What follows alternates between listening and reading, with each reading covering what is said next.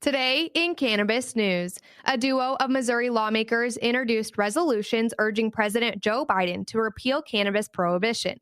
According to a freshly disclosed government statistics, the number of banks reporting dealing with cannabis firms and companies increased again.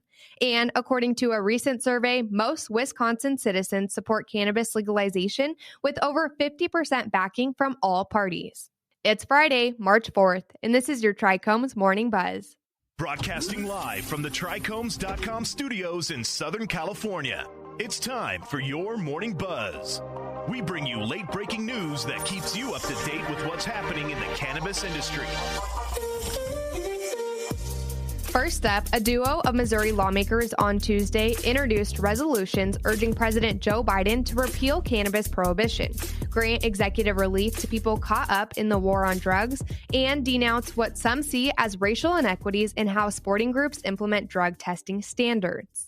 Representative Dottie Bailey has introduced a resolution condemning International Sports Association's decision to bar American sprinter Sha'Carri Richardson from competing in last year's Tokyo Olympics after testing positive for cannabis, while allowing a Russian skater to compete despite testing positive for a banned performance-enhancing drug this year. Bailey's resolution agreed with Richardson that this double standard is indicative of extreme anti-American and racial bias.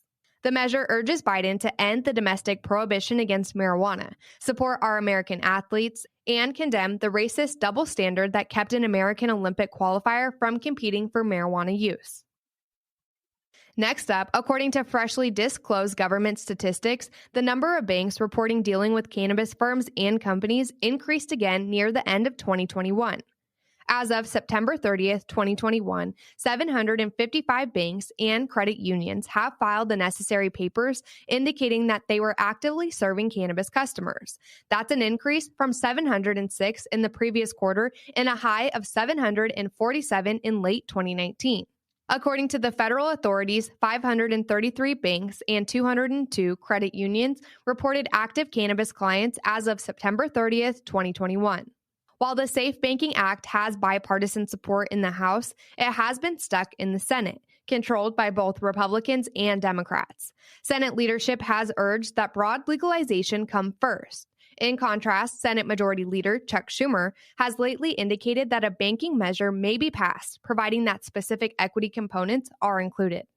Last up, according to a recent survey, most Wisconsin citizens support cannabis legalization. The study issued on Wednesday by Marquette Law School confirmed that support for cannabis reform continues to rise in the state, with 61% of people favoring legalization to 31% opposing the policy change.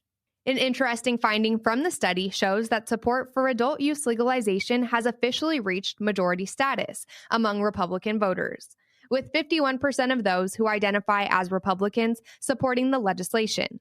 Since the university's initial study inquiring about cannabis in 2013, the figure has risen by 8 percentage points. Democrats support legalization with 75% in favor, followed by independents with 60% in favor. Interviews with 802 registered Wisconsin voters were conducted from February 22nd to February 27th, with a margin of error of 3.8 percentage points. That was today's Buzz. Thanks for listening. For more cannabis news and insights from industry professionals and a place to discuss these stories and others, visit trichomes.com. And be sure to catch up with all of our other cannabis industry-related podcasts like Hash It Out, Tech and Cannabis, or the International Cannabis Conversation wherever you get your podcasts. For trichomes.com, I'm RJ Balde. And I'm Devin Liao. Have a great day.